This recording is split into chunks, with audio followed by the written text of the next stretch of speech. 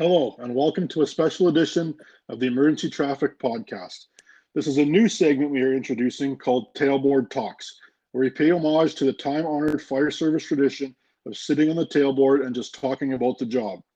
Today on the tailboard will be our regular host, Paul, and myself, Doug. Hello, Paul. How are you? Pretty good. You, Doug? What's new? Oh, I'm doing well. You're old enough that you probably actually rode on the tailboard, hey? Just a little bit. I lived about 3 miles out of town, the first fire department I was on. So typically the trucks were gone by the time I got to the station.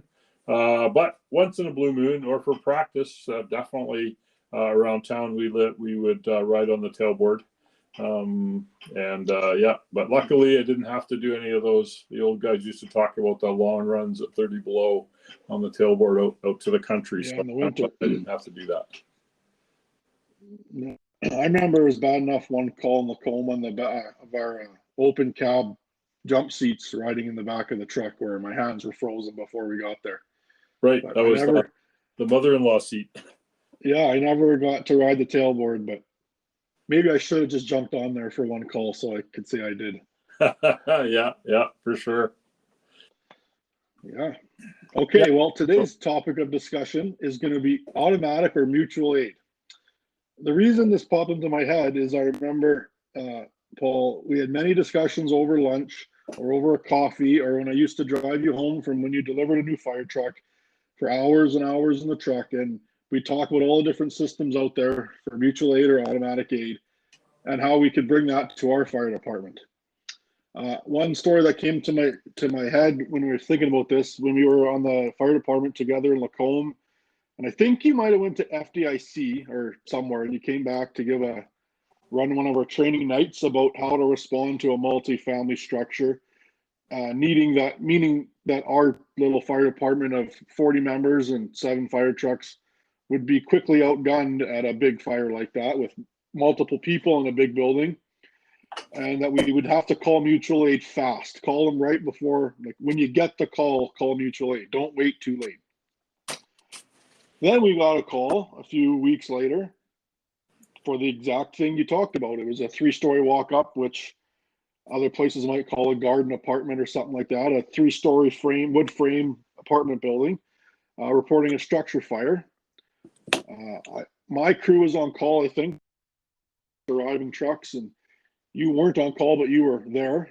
Maybe you were covering or something, I don't know. But we showed up, and I remember the lady coming out of her house or her suite was just saying, like, it's super humid in there. And there was some plumbing renovations that were going on. And the fire alarm never went off, but I pulled it. Yeah. We pulled it when we were there. Exactly. To get people out of the building. Yeah. Because there was smoke. And it was the middle of the night. And we were like, something's going on, but we haven't figured out what's going on yet. But we better pull the fire alarm, get everybody out.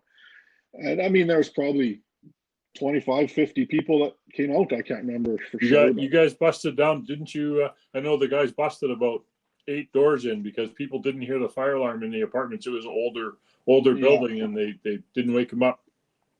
Yeah, we had to, well, and even afterwards, they locked their door on the way out, and then we didn't know if they were in or out, so we had to break in to do our search and get everybody out. But I remember you, before there was any fire that we found, you were all over the captain in command saying, like, we need another ladder truck here. And we had our Bronto was there and our 2 engines, whatever. But I remember him kind of being hesitant, being like, well, we don't really need them. Like, there's no fire yet. And eventually you won the argument and you called and they showed up. And I remember it was Dennis Jones, actually. Maybe I shouldn't say his name, but it was, saying, like, I thought this place would be through the roof on fire, and the fact that you needed to call another ladder truck. And we kind of said, like, no, we're proactively calling you in case we need you, in case it gets bad, or to prevent it from getting bad. And it was such a to some people in the smaller rural fire department Alberta environment that oftentimes before you called mutual aid, you were spent. You went through your 2 bottles, you used all your hose, you used your trucks, and you're not winning. And then you finally, like, I don't know if it's a pride thing, but you finally caved in and said, dispatch, we need more help, send it. So that was the story that came into my head to talk about the background behind this topic. So yeah, I mean, and as you know, automatic aid versus mutual aid is something that I'm passionate about. And there's been so many cases of fire services not calling other services in case they need help. And you know me, Mr. Preparedness, I always want to have a backup plan. And I tell my students, my fire command students, as you pull up on scene and you're sizing up what's going on, you always want to, okay, what if the truck breaks down? What if the hydrant quits? What if some key members of the crew has an emergency of some sort? What if? And that's why I'm a big fan of automatic aid. And I saw responses in my career where you only have the one ladder truck there, and then you have to call the other one, but it's late. I mean, they've got 20, 30 minutes response time to get there from your neighboring community. And I always thought that should be automatic. And I dream of it always about my, what I say, a big mentor or hero, the godfather of the fire service in down in Arizona, retired late Chief Alan Brunacini. And one of the first things he was really known for down there was apparently he was instrumental in establishing the automatic aid agreements in the Sun Valley, so that regardless of the municipality, it was automatic. The next closest truck would get called. And I always thought that was an excellent model. It didn't matter whose boundary it was that did it. I might be from a fire I remember as a kid. There was a fire in a trailer, kind of a trailer park resort thing on the edge of the community where my father was fire chief in Richelieu, Quebec. And there was a fire there, and the local fire department, Richelieu, was closest, so they responded.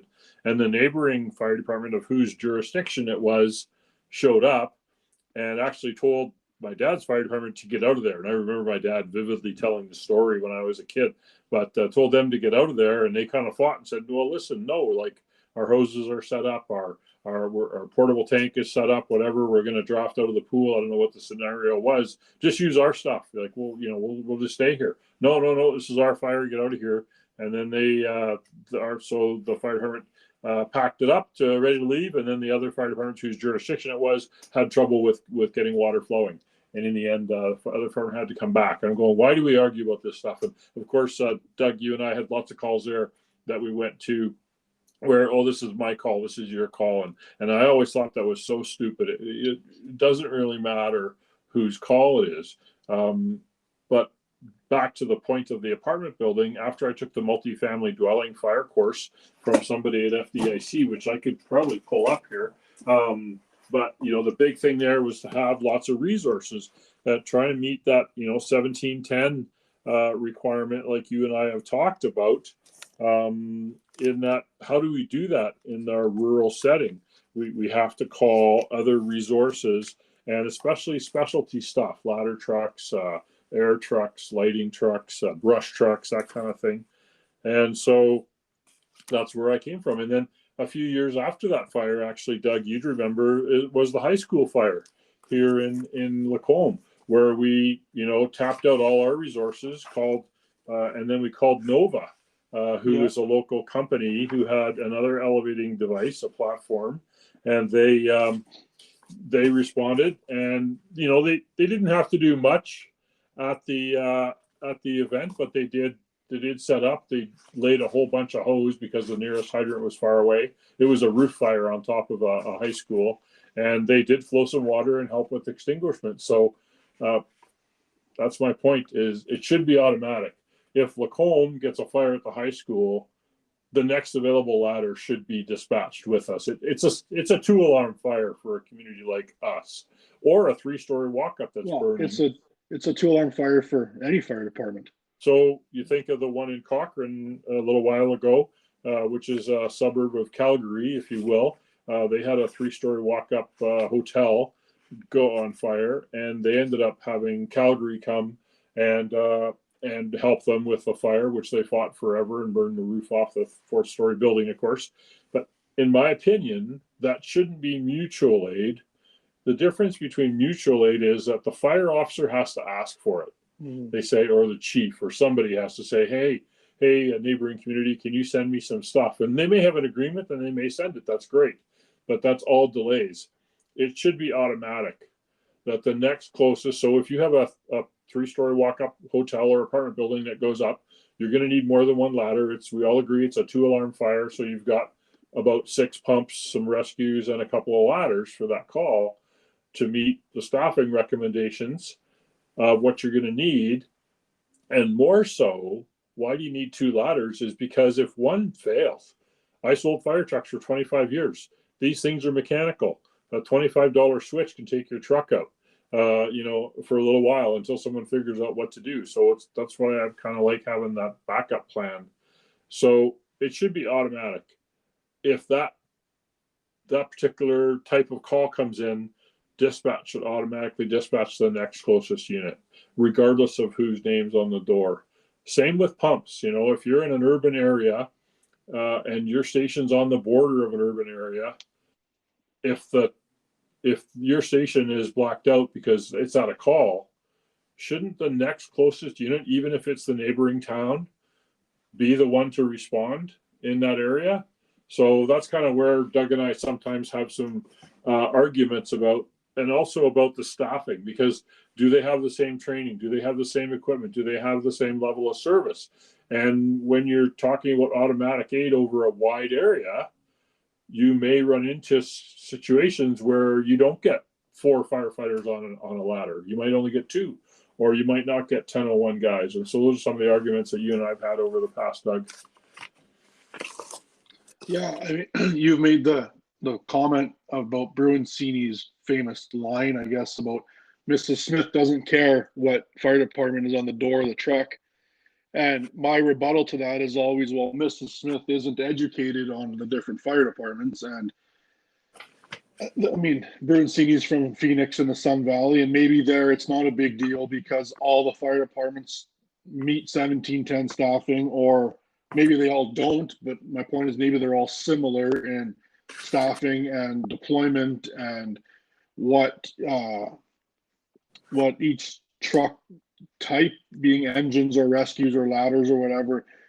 My point is, when one of them says call a second alarm and 3 other cities are coming with engines and ladders, they're all fairly similar stuff with similar staffing, with similar training.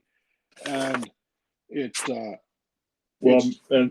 only difference might be the name on the door, where in other parts of the world there's a lot more differences than just the name on the door of the truck. I mean, a city have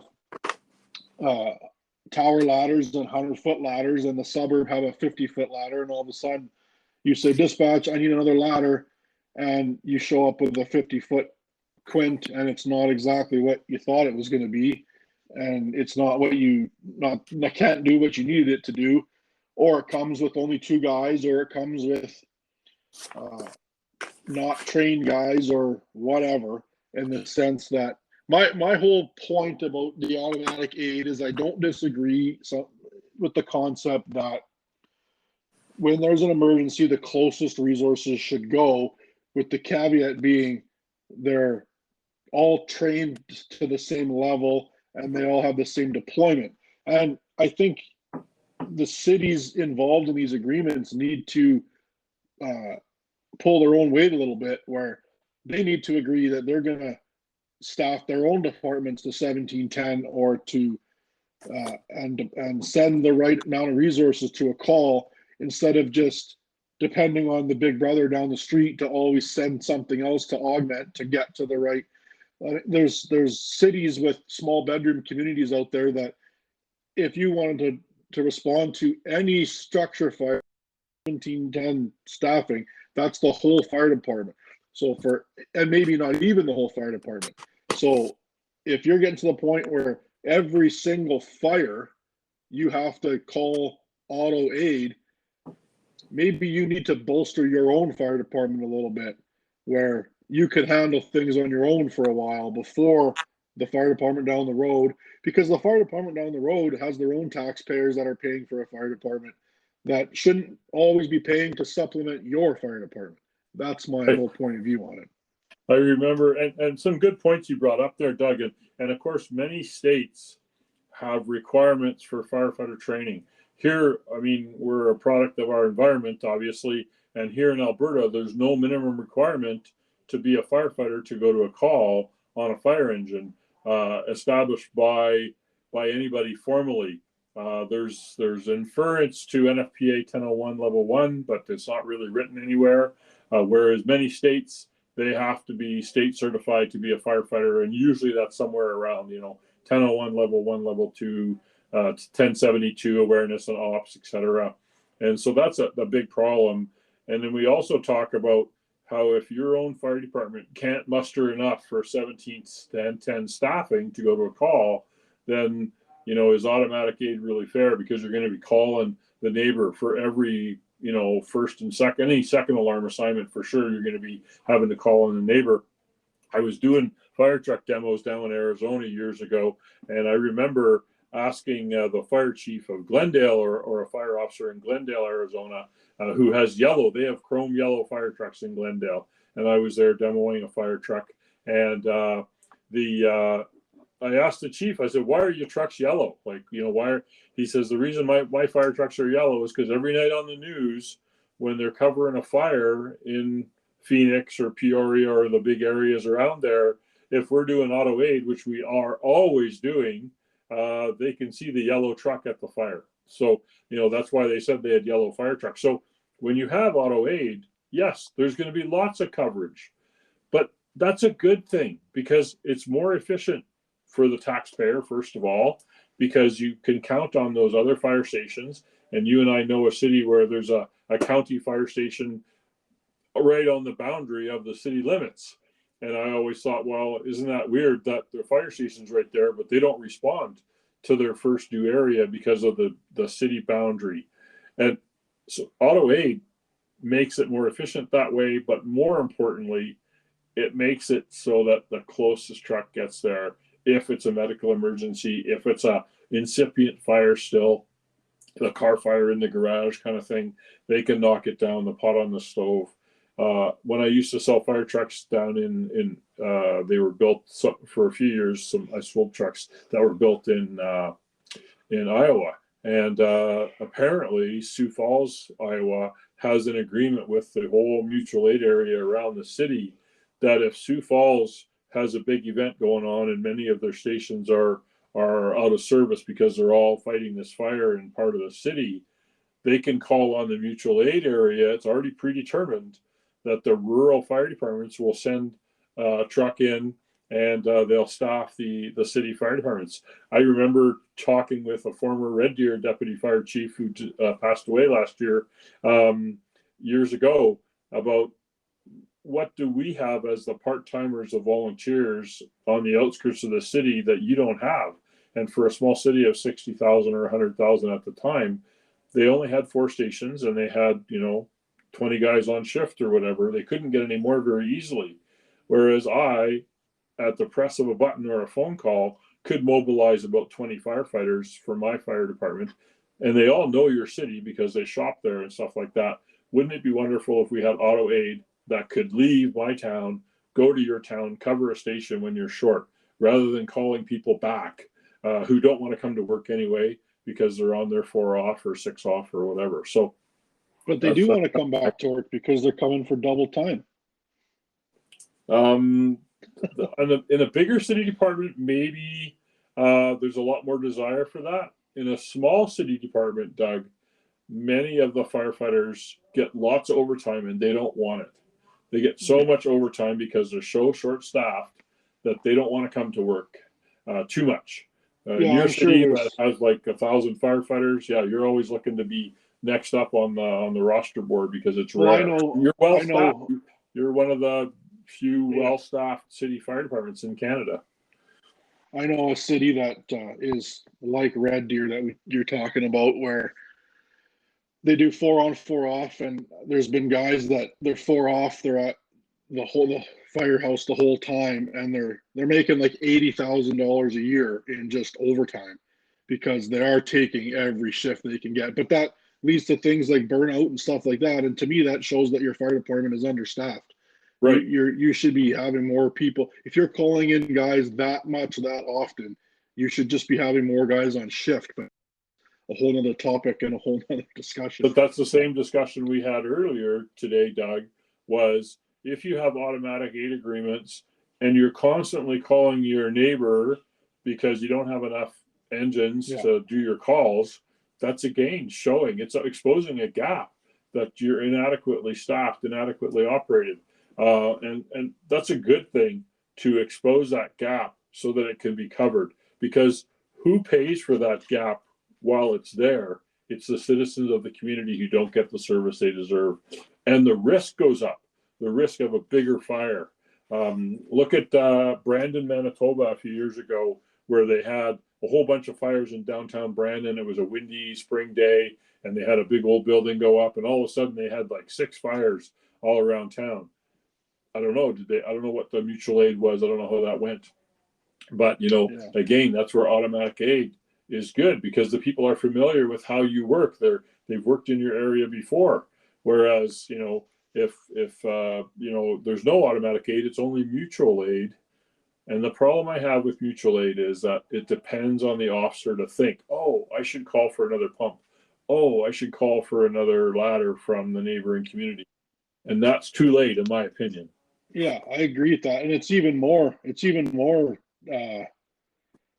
of a problem that when you're using mutual aid and command has to think and say, oh, I have to call for something else, oftentimes they have to even think of which fire department they want it to come from. It's not just dispatch, I want to transmit a second alarm. It's dispatch, can you call Nova for their ladder and Blackballs for their engine and Bentley for a rescue? And that's not something, I agree that should all be figured out ahead of time, where you should be able to say second, third, fourth, fifth alarm, and it should all be figured out.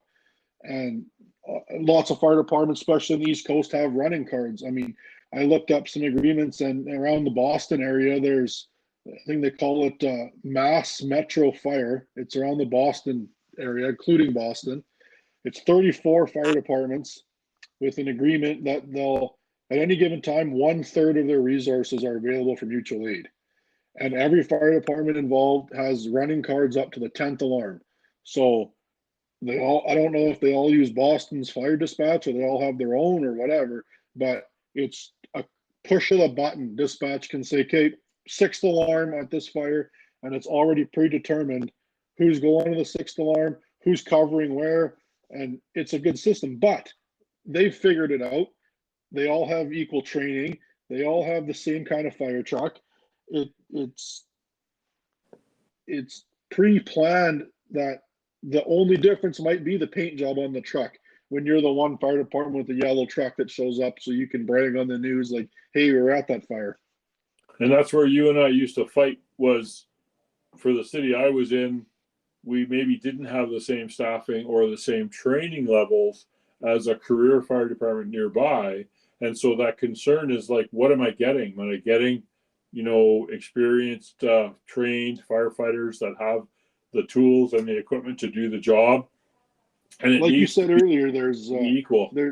There's not a guarantee on a lot of volunteer fire departments in Alberta that when you send out a fire truck, even just an engine, a plain Jane engine, you're not getting three 1001 trained people and a person with officer training. You could just get 4 people that are 22 years old, that they're the first 4 that showed up to the fire hall and they're rolling. So yeah, I went to a fire hall on Tuesday night nearby, where I'd help the municipality buy a spec of fire truck. I do some fire engine consulting on the side, and I went to look at this new engine that was delivered and stuff. And I went with an ex-chief of that area of the region, and he walked in and he was shocked because about half the firefighters were all new in the past year. So you and I both know that those firefighters do not have 1001 level 1 and all that kind of stuff to get on that part-time fire department. They probably have very minimal training. They're going to do in-station training, and then they're going to take the once a year, if it comes up, 1001 level 1 and 2 course. And 1001 should be the baseline. I mean, it should be the minimum. There's a lot of training that fire departments do above and beyond that. Absolutely it matters. And so I remember are we agreeing? Well, maybe a little bit, but it's That's early all in the right. morning. I'm not a morning person, so maybe you caught me at a bad time, a weak moment here. I was in a course that Chief John Salka from New York was talking about, and someone asked a question about like 9/11, how'd that all happen, and he said when he finally got back to his firehouse, because all of his firehouse's equipment was down at the trade center, and he came back and there just happened to be volunteer fire units, other counties around New York, in the firehouse that were. It was kind of the first time ever that New York had to call mutual aid from outside. I mean, generally they have enough stuff in New York City they can handle it themselves, but he said it was kind of a hodgepodge effort where it was an eye-opening for New York that, okay, let's talk to some of these counties around us and come up with a procedure where if we do call you, you have to show up with 6 trained guys on your truck and you have to be able to do what we need you to do. And it opened their eyes like, let's do some training together. We'll call you for some of our training. You call us for some of your training. The guys might get to know each other. We get to know each other's trucks and all that kind of stuff. So it was a good eye opener for them, and it's nice to see that they made the right adjustments to how they operate to make it work for that happening again in the future.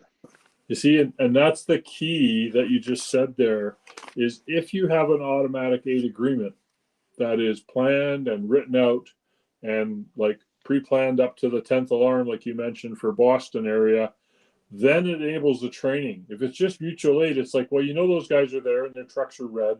And I think they got a new truck 2 years ago. But if it's pre-planned and then you train together, and if you remember when I was a battalion chief here or training officer, we set up a few large training events where we invited 2 or 3 neighboring communities to come, and we pretended that the university was on fire or whatever. Let's flow a bunch of water, because everybody likes to do that in the summertime anyway. But that's so important to do that training together. So it's really cool that you mentioned that Chief Salka mentioned that, get to know each other. And if the agreement isn't there, if it's just, I'll call you when I need you, then that relationship isn't there. Where I used to be a captain, the first fire department I was on in rural Saskatchewan, just outside of Saskatoon, when I first started selling fire equipment, I remember going to see all the neighboring fire chiefs and stuff. And they also always used to talk big about how great it was that we all worked together and stuff like that, which was utter bullshit, because they did not know what they were doing, and they'd never really worked together much. It's completely changed now. I left there back in '92, but I still keep in touch with them. And actually, one of my firefighters is the chief there now. But they do actually train together. They have strong aid agreements. They have radios, and they do big training events, and they've got some really big fires in the area doing automatic aid and working together. I don't know if they have automatic aid with the city, though. That would be the question.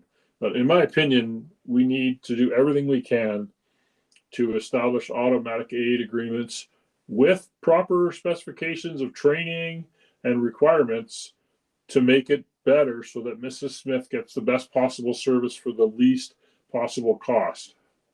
Mm-hmm. I always throw that cost one in there just to drive you nuts, because I know you don't care about the cost. I want the service, she says.